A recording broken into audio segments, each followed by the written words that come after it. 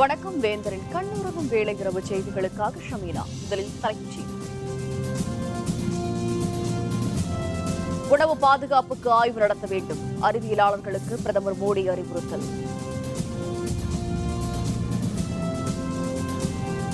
காஷ்மீரில் பாகிஸ்தான் ராணுவம் அத்துமீறி தாக்குதல், ராணுவ வீரர்கள் 2 பலி, 3 பேர் காயம். தில்லியில் அபாய கட்டத்தை எட்டிய காற்று மாசு, மத்திய அரசு நாளை முக்கிய ஆலோசனை.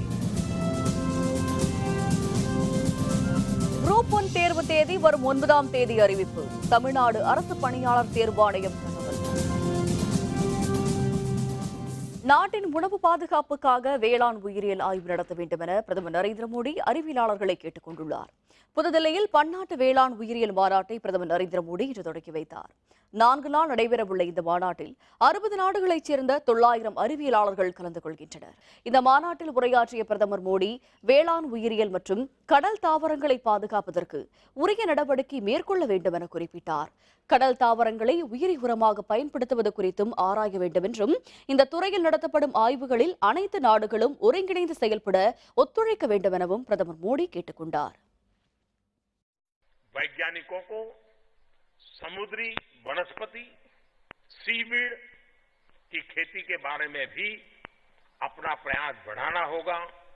सीवीड का इस्तेमाल बायो फर्टिलाइजर बनाने में हो सकता है। ग्रीन और व्हाइट रिवॉल्यूशन के बाद हमें ब्लू रिवॉल्यूशन को भी समग्रता में देखने की आवश्यकता है. ஜம்மு காஷ்மீர் எல்லைப் பகுதியில் பாகிஸ்தான் அத்துமீறி நடத்திய துப்பாக்கிச் சூட்டில் ராணுவ வீரர் 2 பலியாகினர். காஷ்மீரின் பூஞ்ச் மாவட்டம் மான்கோட் எல்லை கட்டுப்பாட்டு கோட்டருகே இந்திய எல்லைக்குள் ஊடுருவிய பாகிஸ்தான் படையினர் சுமார் 4 இடங்களில் துப்பாக்கிச்சூடு நடத்தினர். இதற்கு இந்திய ராணுவ வீரர்களும் தகுதி வாய்ந்த ஆயுதங்களை கொண்டு தக்க பதிலடி கொடுத்தனர். இரு தரப்பினருக்கும் இடையிலான துப்பாக்கிச் சூட்டில் இந்திய வீரர் 1 பலியானதாக ராணுவ தரப்பில் தெரிவிக்கப்பட்டுள்ளது. இதேபோல் பூஞ்ச் பகுதியில் பாகிஸ்தான் நடத்திய தாக்குதலில் மேலும் ஒரு ராணுவ வீரர் பலியானார். 3 பேர் காயமுற்றனர். பன்னாட்டு எல்லைக்கோட்டு பகுதியில் பாகிஸ்தான் ராணுவம் அத்துமீறி தாக்குதல் நடத்தியதில் கடந்த 1 வாரத்தில் மட்டும் 8 பேர் பலியானார்கள். கடந்த 12 மணி நேரத்தில் 4 முறை நடைபெற்ற பாகிஸ்தானின் அத்துமீறல்கள் முறியடிக்கப்பட்டுள்ளன. செப்டம்பர் 20ஆம் தேதி இந்திய ராணுவம் துல்லிய தாக்குதல் நடத்தியதை அடுத்து இதுவரை பாகிஸ்தான் ராணுவம் 60 முறை அத்துமீறி தாக்குதல் நடத்தியுள்ளது. தில்லியில் காற்று மாசு அதிகரித்து அதன் தரம் அபாய கட்டத்தை எட்டியுள்ளதால் மக்கள் வீடுகளை விட்டு வெளியே வர வேண்டாம் என முதல்வர் கெஜ்ரிவால் கேட்டுக் கொண்டுள்ளார். தீபாவளிக்கு பிறகு தில்லி மாநகரில் காற்றின் மாசுபாடு மிகவும் அதிகரித்துள்ளது. நகரம் முழுவதும் தற்பொழுது புகை சூழ்ந்து காணப்படுவதால் பலருக்கு கண் எரிச்சல், மூச்சு திணறல் போன்ற பாதிப்புகள் ஏற்பட்டுள்ளன. மக்கள் முகக்கவசங்களை அணிந்து கொண்டு வெளியே செல்லுமாறு கேட்டுக் கொள்ளப்பட்டுள்ளனர். காற்று மாசை கட்டுப்படுத்துவது தொடர்பாக தில்லி முதல்வர் கெஜ்ரிவால் அமைச்சரவையின் அவசர கூட்டம் நடத்தினார்.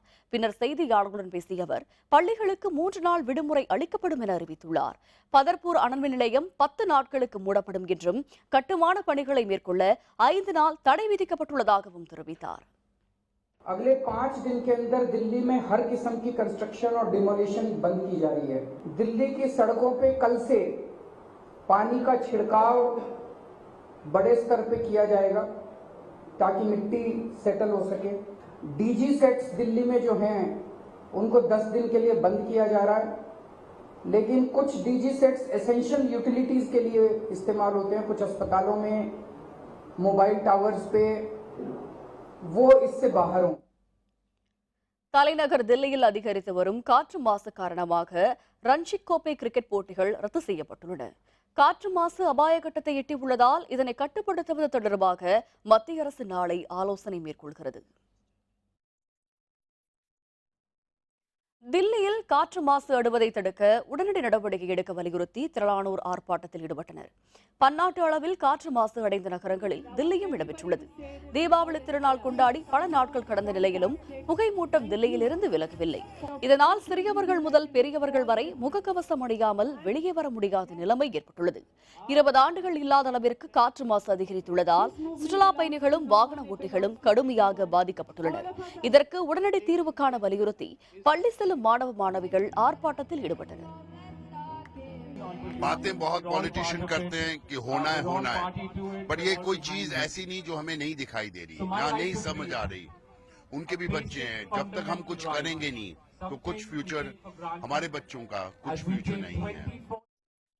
தில்லியில் காணாமல் போன ஜவஹர்லால் நேரு பல்கலைக்கழக மாணவர் நசீப் அகமதுவை கண்டுபிடித்து தரக்கோரி மறியலில் ஈடுபட்ட ஏராளமான மாணவர்களை காவல்துறையினர் கைது செய்தனர்.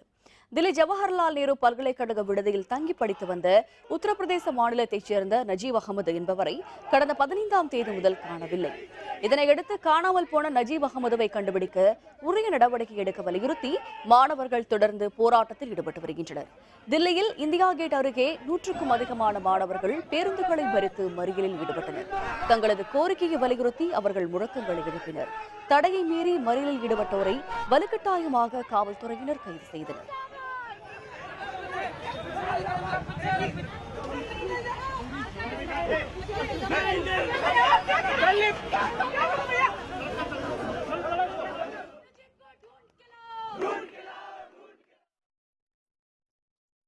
தமிழ்நாடு அரசு பணியாளர் தேர்வாணையத்தின் குரூப் 4 தேர்வினை 15 லட்சத்திற்கும் அதிகமானோர் எழுதினர். தமிழக அரசு பணியில் இளநிலை உதவியாளர், நில அளவர், தட்டச்சர், வரைவாளர் உள்ளிட்ட பணியிடங்கள் குரூப் 4 தொகுதியின் கீழ் வருகின்றன. இதில் காலியாக உள்ள 5451 காலியிடங்களுக்கான தேர்வை தமிழ்நாடு அரசு பணியாளர் தேர்வாணையம் இன்று நடத்தியது. இந்த தேர்வை தமிழகம் முழுவதும் 5211 மையங்களில் 15 லட்சத்திற்கும் அதிகமானோர் எழுதினர்.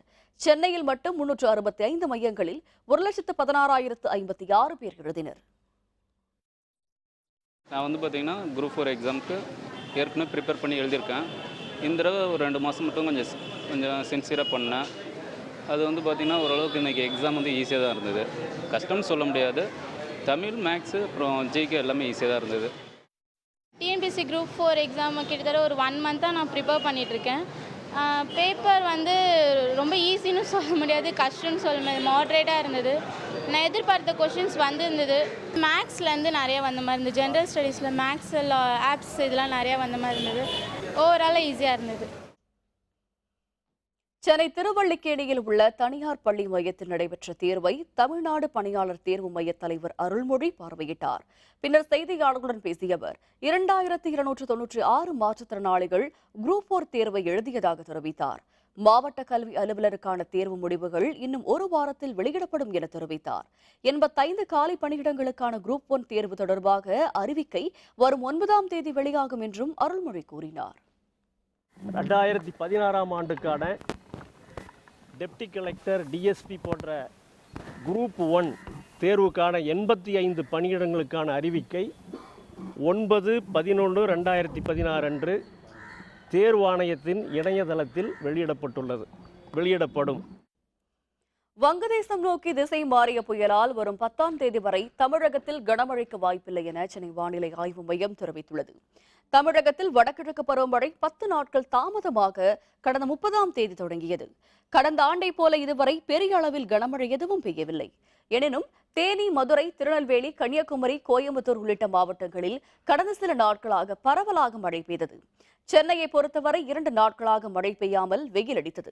இதனிடையே மத்திய மேற்கு வங்கக்கடலில் நிலை கொண்டிருந்த புயல் சின்னம் வங்கதேசம் நோக்கி நகர்ந்துள்ளதாக சென்னை வானிலை ஆய்வு மையம் தெரிவித்துள்ளது. இதனால் 4 நாட்களுக்கு தமிழகத்தில் கனமழைக்கு வாய்ப்பில்லை என கூறியுள்ளது. எனினும் தென்கிழக்கு வங்கக்கடல் பகுதியில் உருவாகியுள்ள வளிமண்டல மேலடுக்கு காற்று காரணமாக தென் மாவட்டங்களில் மழை பெய்யும் என்றும் வானிலை மையம் தெரிவித்துள்ளது. தடையை மீறி ஜல்லிக்கட்டு நடத்தப்படும். நாம் தமிழர் ஒருங்கிணைப்பாளர் சீமான் உறுதி. விவரம் விளம்பர இடைவேளைக்கு பிறகு.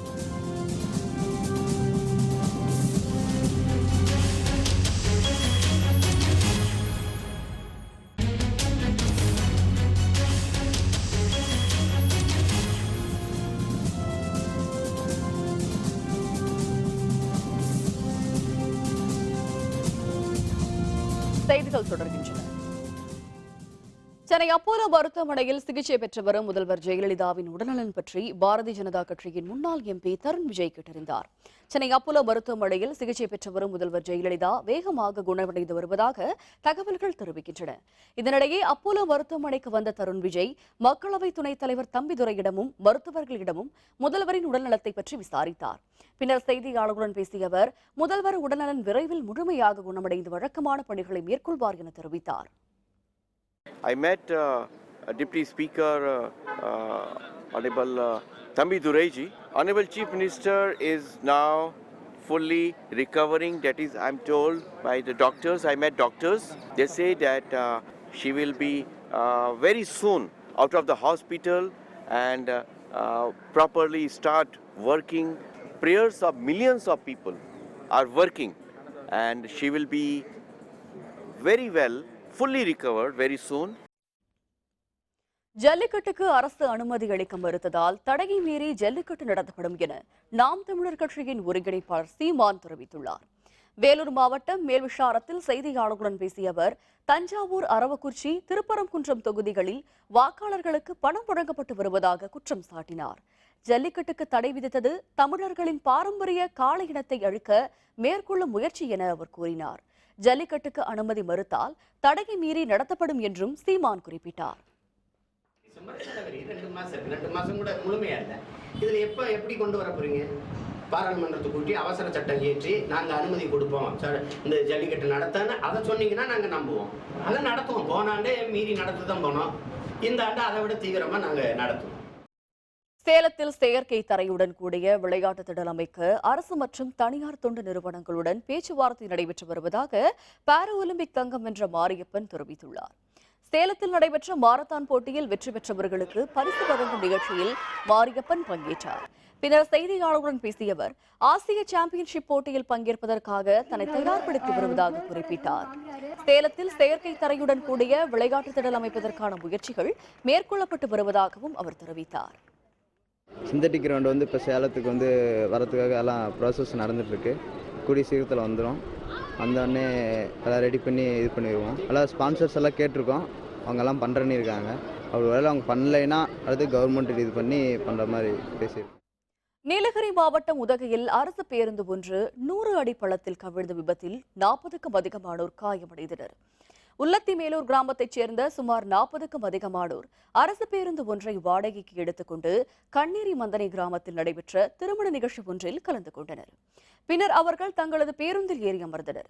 எடக்காடு சாலையில் பேருந்தை நிறுத்தி வைத்துவிட்டு ஓட்டுநர் உணவருந்த சென்றிருந்தார். அப்பொழுது அந்த வழியாக வேனில் வந்த ஓட்டுநர் அருண் பேருந்தை ஓரமாக நிறுத்துவதாக கூறி அதனை இறக்கியுள்ளார். ஓட்டுநரின் கட்டுப்பாட்டை இழந்த அரசு பேருந்து எதிரே இருந்த சரிவான தேயிலை தோட்டத்திற்குள் புகுந்து சுமார் 700 அடி தூரத்திற்கு சென்று அங்குள்ள மரத்தில் மோதி நின்றது. விபத்தை பார்த்த கிராம மக்கள் காயமடைந்தவர்களை மீட்டு முதலுதவி சிகிச்சைக்காக தங்காடு கிராமத்தில் உள்ள வட்டார அரசு மருத்துவமனைக்கு கொண்டு சென்றனர். ஆனால் அங்கு உரிய வசதி இல்லாததால் ஆத்திரமடைந்த மக்கள் மருத்துவமனையை முற்றுகையிட்டனர். டிரைவர் வந்து தெரியாமல் வந்து எடுத்து வேறு டிரைவருங்க அவர். அது வந்து கண்ணீர் டர்ன் ஒன்று இருக்குங்க. அந்த டர்னு பக்கத்தில் வந்து வண்டி கீழே கமுந்துருச்சுங்க. வந்து அங்கேருந்து நாங்கள் இங்கேருந்து ஓடி போய் பேஷண்ட் எல்லாம் எடுத்து வந்து பார்க்கும்போது ரொம்ப ஒரு 7-8 பேர் வந்து ரொம்ப சீரியஸுங்க. ஒரு 7 பேர் சீரியஸ் கண்டிஷனில் நாங்கள் ஊட்டி அரசு மருத்துவமனைக்கு அனுப்பி வச்சுருக்கோம். அதுக்கு வந்து ஆஸ்பத்திரியில் வந்து அந்த ஆம்புலன்ஸ் எங்களுக்கு தரல. நாங்களாம் 108க்கு ஃபோன் பண்ணி ஒரு 4-5 ஆம்புலன்ஸில் நாங்கள் அவங்கள வந்து ப்ரைவேட் வண்டியிலையும் ஆம்புலன்ஸ் வண்டியிலும் அவங்கள வந்து மேல் மருத்துவத்துக்கு அனுப்பி வச்சுருக்கோம். வேன் டிரைவர் அவர் ஒருத்தர் எடுத்து வண்டி ஓட்டி கீழே திருப்பி போயிருக்காரு. திருப்பி வரும்போது அந்த திருப்ப முடியல, கட் பண்ண முடியாமல் ரைட் சைடில் கீழே போயிட்டுருக்கு. கீழே விழுந்தோடனே அது மேலே வந்து இமீடியட்டாக நாங்கள் என்ன பண்ணோம், ஃபர்ஸ்ட் எய்டுக்குன்னு தங்காடு ஒரு ஜிஹெச் கொண்டு வந்தோம். ஜிஹெச் கொண்டு வந்தால் இங்கே 3 டாக்டர் ஆன் டியூட்டி. அந்த 3 டாக்டர் இல்லை வண்டியில் வந்தாங்க. வண்டியில் வந்து ஃபர்ஸ்ட் எய்ட் பண்ண சொல்லி தண்ணி கொடுத்தாலும் கூட டாக்டர் இல்லை, எதுக்கு இருக்கிறீங்கன்னு எங்களெல்லாம் தள்ளி விடுறாங்க. இங்கே இவ்வளோ பெரிய ஹாஸ்பிட்டல் டாக்டர் இல்லை, நர்ஸுங்க மட்டும் தான் இருக்காங்க, நம்ம தள்ளி விடுறாங்க. தமிழகத்தில் முதல் முறையாக திருப்பூர் மாவட்டத்தில் காங்கேயம் ரக கால்நடைகளுக்கான பிரத்யேக மாட்டுச் சந்தை தொடங்கியுள்ளது. இந்திய அளவில் புகழ்பெற்றதும் விவசாய பணிகளில் கடும் உழைப்பை வெளிப்படுத்தும் திறன் கொண்டதுமான காங்கேயம் இன கால்நடைகளுக்கான சந்தை பழைய கோட்டையில் தொடங்கியுள்ளது. காங்கேயம் இன கால்நடைகளை காக்கும் பொருட்டும் விவசாயிகள் மற்றும் மக்களிடம் காங்கேயம் இன கால்நடைகளின் முக்கியத்துவத்தை கொண்டு செல்லும் நோக்கத்துடனும் இந்த சந்தை தொடங்கப்பட்டுள்ளது. இந்த சந்தையில் இளங்கன்றுகள் 15,000 ரூபாய்க்கு, மாடுகள் 35,000 ரூபாய் முதல் 60,000 ரூபாய் வரையிலும் விற்கப்பட்டன. விவசாயிகளும் நாட்டு மாடு ஆர்வலர்களும் இந்த சந்தையை ஆர்வத்துடன் பார்வையிட்டனர். இது ஒரு மாட்டு தாவணி மட்டும் இல்லாமல் அழிந்து வரும் காங்கேய இனத்தை காப்பாற்ற நாங்கள் எடுத்துக்கிற பெரும் முயற்சி இது. ஒரு சைடு வந்து வெட்டுக்கு போகிற மாட்டுகளை வந்து தடுத்து, நல்ல மாடுகளெல்லாம் தடுத்து வந்து இந்த தாவணி மூலியமாக மக்களுக்கு கொடுத்துட்டு இருக்கிறோம். நாட்டு மாடு வாங்கி வளர்த்துறதுக்காகத்தான் இங்கே சந்தைக்கு வந்திருக்கோம். எங்களுக்கு பிடிச்ச மாதிரி மாடு வந்தால் நாங்களும் வாங்கி எங்கள் நண்பர்களுக்குன்னு சொல்லி, அதாவது வந்து இதை வந்து எல்லாருக்கும் வந்து பயன்பெறணும் அப்படின்னு சொல்லிட்டு தாழ்மையுடன் கேட்டு. ஈரோடு மாணிக்கம்பாளையம் அருகே வீட்டின் கதவை உடைத்து 35 சவரன் தங்க நகைகளை திருடி சென்றவர்கள் தொடர்பாக வீரப்பன்சத்திரம் காவல்துறையினர் தேடி வருகின்றனர். ஈரோடு மாணிக்கம்பாளையம் அருகே உள்ள EBB நகரில் வசிக்கும் ஷர்மா நேற்று இரவு திருமண நிகழ்ச்சிக்கு சென்றிருந்தார். இதனை அறிந்து அடையாளம் தெரியாத சிலர் இவருடைய வீட்டு கதவின் பூட்டை உடைத்து 35 சவரன் தங்க நகைகள் 1,50,000 ரொக்க பணத்தை திருடி சென்றனர். இது தொடர்பாக வழக்கு பதிவு செய்துள்ள வீரப்பன்சத்திரம் காவல்துறையினர் விசாரணை மேற்கொண்டுள்ளனர்.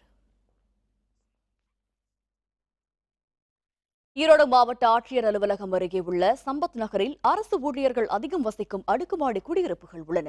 அந்த பகுதியில் நள்ளிரவில் 2 இருசக்கர வாகனங்களுக்கு அடையாளம் தெரியாத சிலர் தீ வைத்து சென்றனர். இதில் தொடர்புடையவர்களை வீரப்பன்சத்திரம் காவல்துறையினர் தேடி வருகின்றனர். உள்ள நிறைய புகையும் வெளிச்சமும் வந்தது. டோரில் ஓப்பன் பண்ண வெளியே இருந்த புகை பூரா எல்லாம் உள்ளே வந்ததுங்க.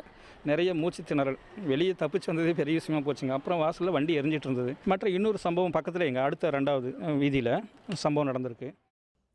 காஞ்சிபுரத்தில் சங்கரமடம் சார்பில் நிர்வகிக்கப்படும் அருள்மிகு காமாட்சியம்மன் கோவிலில் அடுத்த ஆண்டு பிப்ரவரி 1ஆம் தேதி குடமுழுக்கு விழா நடைபெற உள்ளதாக சங்கராச்சாரியார் ஜெயேந்திரர் அறிவித்துள்ளார். காஞ்சிபுரத்தில் உள்ள அருள்மிகு காமாட்சியம்மன் கோவிலில் 2 மாதங்களுக்கு முன்பு குடமுழுக்கு பணிகள் தொடங்கி நடைபெற்று வருகின்றன. கடந்த 1944ஆம் ஆண்டு நடைபெற்ற குடமுழுக்கு போன்று தற்பொழுது நடத்த திட்டமிடப்பட்டுள்ளது. சங்கரமடத்தில் செய்தியாளர்களை சந்தித்த ஜெயேந்திரர் அடுத்த ஆண்டு குடமுழுக்கு விழா நடைபெற உள்ளதாக அறிவிப்பு ஒன்றை வெளியிட்டார். பின்னர் செய்தியாளர்களுடன் பேசிய காமாட்சியம்மன் கோவில் மேலாளர் செல்லா விஸ்வநாத சாஸ்திரிகள் கோவிலில் 11 கால பூஜைகளுடன் குடமுழுக்கு பணிகளுக்கு 25 கோடி ரூபாய் செலவிட மதிப்பிடப்பட்டுள்ளதாக கூறினார். 72 ஆண்டுகளுக்கு பிறகு மீண்டும் வெள்ளி ஸ்ரீசக்கர தேர்பவனி நடைபெற உள்ளதாகவும் அவர் தெரிவித்தார். 1944 எந்த விதமாக பண்ணானுங்களோ அந்த மாதிரி மொத்தமாக பெரிய ஒரு புனருத்தாரணம், ஒரு ரிஸ்டரேஷன் பிப்ரவரி 1ஆம் தேதி கும்பாபிஷேகம் ஃபிக்ஸ் பண்ணாங்க. திருவள்ளூர் அருகே நமச்சிவாயபுரத்தில் புதுப்பிக்கப்பட்ட அருள்மிகு ருக்மணி சத்யபாமா உடனுரை வேணுகோபால நவதின கிருஷ்ண சுவாமி திருக்கோவிலில் குடமுழுக்கு விழாவில் மாவட்ட ஆட்சியர் சுந்தரவள்ளி உள்ளிட்ட ஆயிரக்கணக்கானோர் சுவாமி தரிசனம் செய்தனர். திருவள்ளூர் மாவட்டம் நமச்சிவாயபுரத்தில் 200 ஆண்டுகள் பழமையான அருள்மிகு ருக்மணி சத்யபாமா உடனுரை ஸ்ரீ வேணுகோபால நவநீத கிருஷ்ண சுவாமி திருக்கோவில் உள்ளது.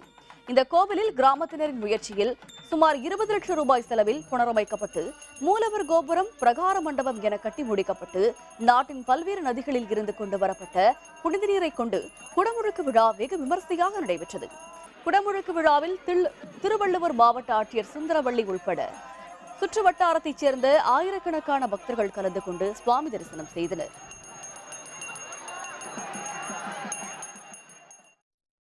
மயிலாடுதுறையில் மயூரநாதர் சுவாமி கோவிலில் ஆண்டுதோறும் ஐப்பசி மாதம் நடைபெறும் துலா உற்சவம் கொடியேற்றத்துடன் தொடங்கியது.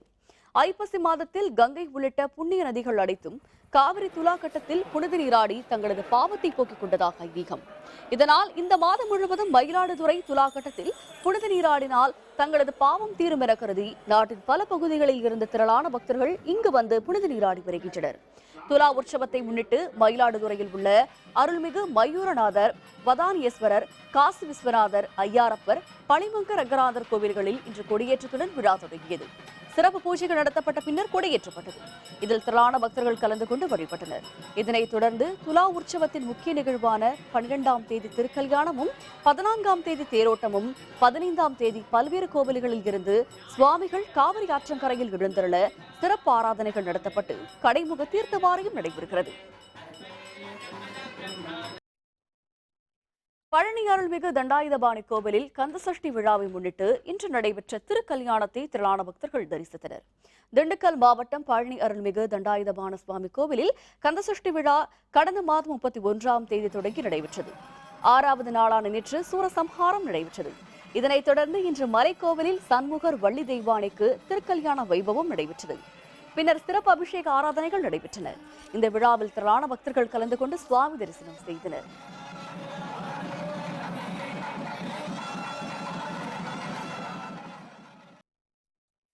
பந்து தாக்கி பலியான ஹியூக்ஸ் குடும்பத்திற்கு 20 கோடி ரூபாய் நிவாரணம் ஆஸ்திரேலிய கிரிக்கெட் கழகம் வழங்கியது. விவரம் விளம்பர இடைவேளைக்கு பிறகு.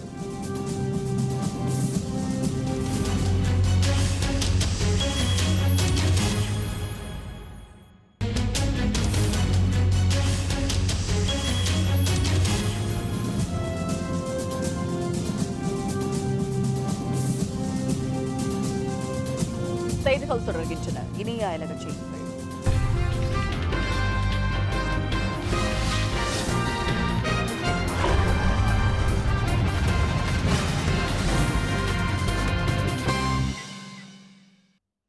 ஈராக்கின் மொசுல் நகரை மீட்க முன்னேறி செல்லும் அந்நாட்டு ராணுவம் முக்கிய பகுதிகளில் ஒன்றான ஹமம் அல்-அலியை தீவிரவாதிகளிடமிருந்து மீட்டுள்ளது. ஈராக்கில் மோசுல் நகரை மீட்க ராணுவம் தீவிரமாக சண்டையிட்டு வருகிறது. 3 திசைகளின் வழியாக இந்த நகருக்குள் நுழைய வியூகம் வகுத்துள்ள ராணுவத்தினர் வழிநெடுக்கிலும் உள்ள பகுதிகளை கைப்பற்றி வருகின்றனர். அல் ஜஹ்ரா, அல் தரீர் ஆகிய பகுதிகள் ஏற்கனவே மீட்கப்பட்டுள்ள நிலையில் அங்கிருந்து ஒன்றுமறியா மக்கள் பாதுகாப்புடன் அப்புறப்படுத்தப்பட்டனர். அவர்கள் முகாமில் தங்க வைக்கப்பட்டுள்ளனர். தற்பொழுது மீட்கப்பட்ட பகுதிகளில் ஐஎஸ் தீவிரவாதிகளால் புதைக்கப்பட்டிருந்த கண்ணி வெடிகளை அகற்றும் பணி நடைபெற்று வருகிறது. இதனிடையே மோசுல் நகருக்கு தெற்கே 25 கிலோமீட்டர் தொலைவில் அமைந்துள்ள ஹமம் அல்-அலி நகரை ஈராக் ராணுவத்தினர் தங்கள் கட்டுப்பாட்டுக்குள் கொண்டு வந்துள்ளனர். இந்த முயற்சியில் 150க்கும் அதிகமான தீவிரவாதிகள் கொல்லப்பட்டதாக ராணுவ வட்டாரங்கள் தெரிவிக்கின்றன.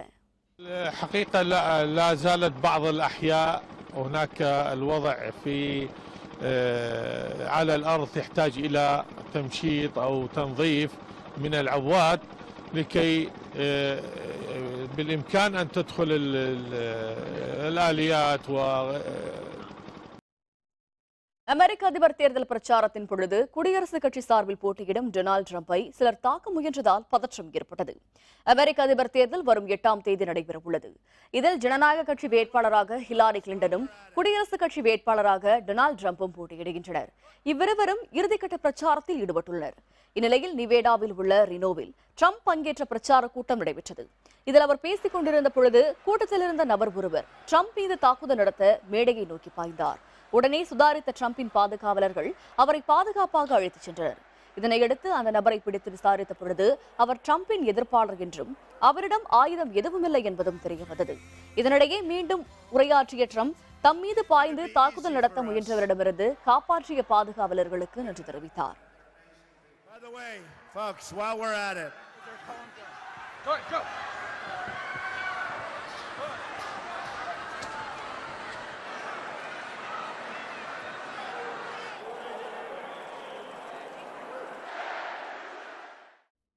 ஆஸ்திரேலியாவின் நியூ சவுத் வேல்ஸ் மாகாணத்தில் பரவி வரும் காட்டுத்தீயை கட்டுப்படுத்த தீயணைப்புத் துறையினரும் வனத்துறையினரும் போராடி வருகின்றனர்.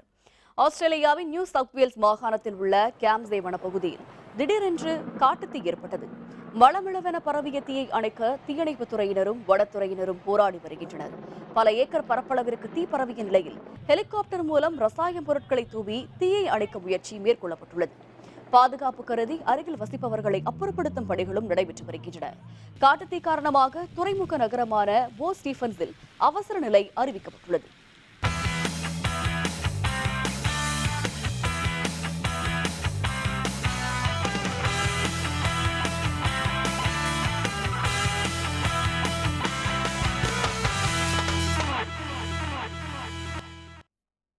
பந்து தாக்கி பலியான ஆஸ்திரேலிய கிரிக்கெட் வீரர் பிலிப் ஹியூக்ஸின் குடும்பத்திற்கு 20 கோடி ரூபாயை ஆஸ்திரேலிய கிரிக்கெட் வாரியம் நிவாரணமாக அளித்துள்ளது. 2014ஆம் ஆண்டு நவம்பர் 14ஆம் தேதி நியூ சவுத் வேல்ஸ் அணிக்கும் தெற்கு ஆஸ்திரேலிய அணிக்கும் இடையே முதல் தர கிரிக்கெட் போட்டி நடைபெற்றது. அப்பொழுது ஹியூக்ஸ் பேட்டிங் செய்து கொண்டிருந்த பொழுது பவுன்சராக வந்த பந்து அவருடைய தலையில் எதிர்பாராத விதமாக பலமாக தாக்கியது. இதில் படுகாயமுற்ற பிலிப் மருத்துவமனையில் அனுமதிக்கப்பட்டார். எனினும் சிகிச்சை பலனின்றி அவர் உயிரிழந்தார். இதனிடையே பிலிப் ஹியூக்ஸ் மரணம் தொடர்பாக நியூ சவுத் வேல்ஸ் மாகாண நீதிமன்றம் விசாரணை நடத்தியது. ஹியூக்ஸ் மரணத்திற்கு யாரும் காரணமில்லை எனவும் அவர் பந்தை தவறாக கணித்ததே காரணம் என்றும் நீதிமன்றம் தெரிவித்தது. இது விபத்து என்றாலும் கூடுதலான உதவித்தொகையை அளிக்க ஆஸ்திரேலிய கிரிக்கெட் வாரியம் முடிவெடுத்தது. இதன்படி பிலிப் ஹியூக்ஸ் குடும்பத்திற்கு 20 கோடி ரூபாய் நிவாரண உதவியாக வழங்கப்பட்டுள்ளது. மீண்டும் தலைப்புச் செய்திகள்.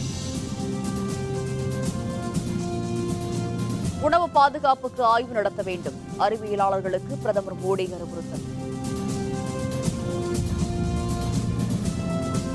காஷ்மீரில் பாகிஸ்தான் ராணுவம் அத்துமீறி தாக்குதல், ராணுவ வீரர்கள் 2 பலி, 3 பேர் காயம். டெல்லியில் அபாய கட்டத்தை எட்டிய காற்று மாசு, மத்திய அரசு நாளை முக்கிய ஆலோசனை. குரூப் 1 தேர்வு தகுதி வரும் 9ஆம் தேதி அறிவிப்பு, தமிழ்நாடு அரசு பணியாளர் தேர்வாணையம் தகவல். இத்துடன் வேந்தரின் கண்ணுறங்கும் வேளை இரவு செய்திகள் முடிவடைந்தன. மீண்டும் நாளை காலை 8 மணிக்கு இளங்கதிர் காலை செய்திகளில் சந்திப்போம். வணக்கம்.